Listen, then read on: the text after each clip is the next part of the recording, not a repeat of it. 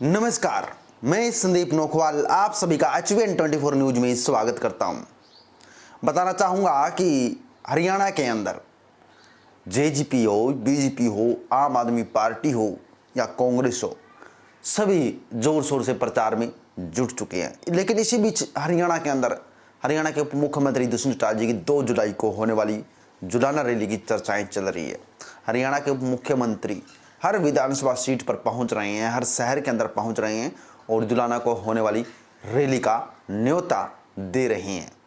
इसी बीच आपको बताना चाहूँगा कि जेजेपी बीजेपी गठबंधन में रहते हुए काफ़ी लोगों को सवाल भी होते हैं, काफ़ी लोगों को निराशा भी होती है और किस तरह से उप मुख्यमंत्री किस इस प्रॉब्लम की समस्या को सोल्यूशन कर रहे हैं, ये भी आपको इस वीडियो में बताऊंगा। आपको बताना चाहूँगा कि कल ही या एक दिन पहले हरियाणा के मुख्यमंत्री दुष्यंत चौटाला जी हिसार में पहुंचे थे। वहां पर एक आम आदमी ने उप मुख्यमंत्री के सामने कोई समस्या रखी कि वो कॉलेज नहीं जा पाते हैं या कॉलेज में नहीं जा पा रहे हैं, तो उसको लेकर उप मुख्यमंत्री दुष्यंत चौटाला जी ने कहा कि आईआईटी कॉलेज 20 किलोमीटर के फासले में बनाए जा सकते हैं और आपने हमें 10 सीटें दी, तो हम 46 सीटों वाला काम कैसे कर दें।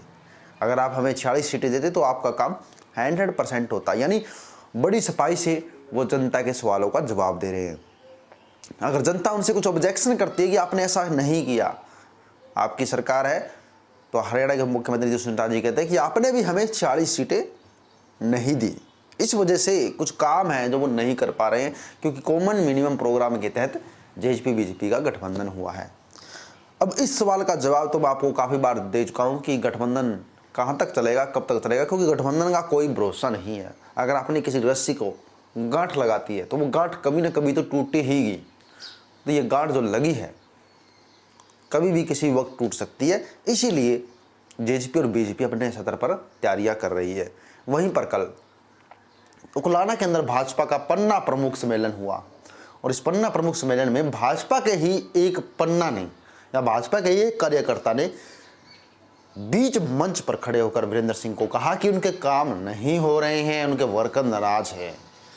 तो जब एक वर्कर, एक पन्ना प्रमुख या एक कार्यकर्ता जब बीजेपी पार्टी के नेता वीरेंद्र सिंह से ऐसा कह रहा है, तो आप उम्मीद ही लगा सकते हैं कि भाजपा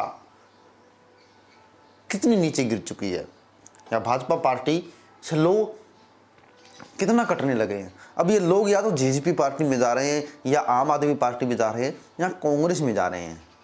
इसी बीच आम आदमी पार्टी भी अपना वजूद हरियाणा के अंदर बढ़ाने में लगी हुई है। वजूद बढ़ाने का मतलब है कि भाजपा के वोटरों को अपनी तरफ आकर्षित करना। लोग उनकी तरफ आकर्षित भी हो रहे, तो भाजपा को नुकसान हो रहा है।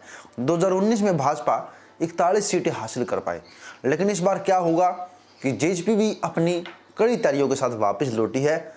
हरियाणा के अंदर अगर आप मानिए ना मानिए, जो काम दुष्यंत चौटाला जी के वर्करों के हो रहे हैं वो काम भाजपा के वर्करों के नहीं हो रहे हैं। ये मैं बात लिख कर दे देता हूँ। अगर आप किसी काम को लेकर भाजपा नेता के पास जाते हैं तो वो काम नहीं हो पाते हैं, लेकिन अगर आप दुष्यंत चौटाला जी के पास जाएंगे तो वो काम आपका हो जाएगा। यानी राजनीति के अंदर अपना कद जरूर ऊंचा किया है हरियाणा के मुख्यमंत्री दुष्यंत चौटाला जी ने। हालांकि कुछ मामलों में नाराजगी भी झेलनी पड़ी। इसी वजह से मैं कह रहा हूं कि हरियाणा के मुख्यमंत्री दुष्यंत चौटाला जी की पार्टी जेजेपी को कभी कम नहीं समझना चाहिए। जो बीजेपी कम समझ रही है या बीजेपी के नेता जिस प्रकार से मजाक बना रहे हैं जेजेपी पार्टी का, वो कुछ समझ में नहीं आता है। क्योंकि जो पार्टी नई गठित होकर नया चुनाव लड़कर 10 सीटें जीत सकती है, तो आने वाले चुनावों के अंदर या तो जेजेपी पार्टी पूर्ण बहुमत के साथ हरियाणा को विजय करेगी या बिल्कुल सफाया ही हो जाएगा, जेजेपी पार्टी का नाम ही खत्म हो जाएगा।